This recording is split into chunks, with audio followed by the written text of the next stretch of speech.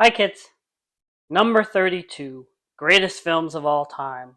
One Flew Over the Cuckoo's Nest from 1975, directed by Milos Forman, starring Jack Nicholson, Louise Fletcher, Will Sampson, Brad Dourif, Christopher Lloyd, Danny DeVito, Michael Berryman, Scatman Crothers, uh, pretty great cast. Of the cast, I would say, is there anyone in there that hasn't appeared in a horror movie? I don't I don't think so. Great cast, by the way. So filmed in an actual mental institution. A member of the cast, the doctor, was actually the head of the institution. There was rehearsals. He paired up the cast members with institutionalized people, patients, to kind of mimic, to match, to kind of base their characters on in the film. So, One Flew Over the Cuckoo's Nest is based on the novel by Ken Kesey. Kesey, counterculture figure, too young to be a beatnik, but too old to be a hippie, kind of right in the middle there. Kesey, author, he participated in the CIA MK Ultra experiments. That's basically where the CIA had people come in and they just gave them drugs, varying drugs. Here, have some cocaine. Tell us what it's like. Document your experience. We're going to ask you about it. The CIA's was doing this for purposes of interrogation, to use as a form of brainwashing and torture. But anyways, so MK Ultra. He had happenings, part of the electric Kool-Aid acid tests. So he host acid tests. The house band, usually for these events, was the Grateful Dead, even before they were known as the Grateful Dead. Um, Member of the Merry Pranksters. So the novel was published in 1962, and then it's a big hit. And then what happens? It becomes a stage production. So there is a play, and the play stars Kirk Douglas. Kirk Douglas is in the play, and he buys the rights to the novel because he wants to make a film and star in the film. So Kirk Douglas was our first McMurphy. Douglas. By the way, uh, when the play came out, I think Kirk Douglas was about 46 years old.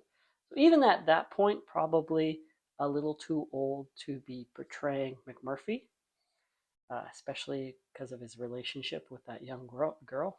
Um, Anyways, when the movie comes out, I think Nicholson is 38 in the film, so that's not that much better. But Douglas never gets it off the ground. Eventually, sells the rights to his son, who is a producer, and that is Michael Douglas. Michael Douglas, not yet an actor, trying to be a producer. So, producing One Flew Over the Cuckoo's Nest, looking for a star because his dad's too old. So the production um, didn't have a very big budget. It's about $3.5 to $4 million. Most of the budget went to Jack Nicholson, so they were looking for cheap options in all ways, and so that's how they landed on Milos Forman. Milos Forman, Czech-born. His mother was murdered in Auschwitz. His father was murdered in another concentration camp. I think later he would find out that his father was not his biological father. Another man was. He had a half brother who was a well known mathematician.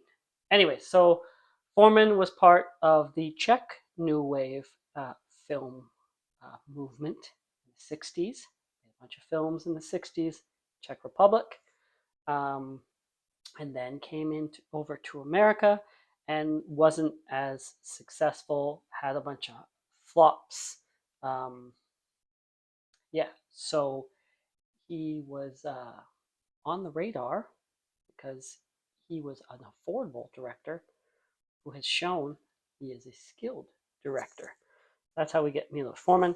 And the original cinematographer was Haxel Wexler, but apparently him and Foreman didn't get along. There are he said, she said, he said, he said, different sides of the story about why. Either rate, Wexler was replaced by cinematographer Bill Butler. This was the second time Butler had replaced Wexler. The other time was on Francis Ford Coppola's The Conversation. So Butler, who just passed away, I believe, last month, like April 5th, at the age of 100, um, well regarded cinematographer. Well, The Conversation, he worked on Jaws, which is probably what got him hired on Anaconda, Child's Play, Grease, running the gamut here for Butler. Anyways, it is number 32 on this list. AFI's 98 list of the 100 greatest American films, it was number 20. And then in 2007, when they redid the list, it was number 17. On IMDb, according to your rankings of films, it is number 18, 18th best film, according to the ratings. And then BFI's 2012 list, it was number 48 on the director's list. So that's what puts it at number 32 on this list. Thank you for watching. Like, subscribe. Bye.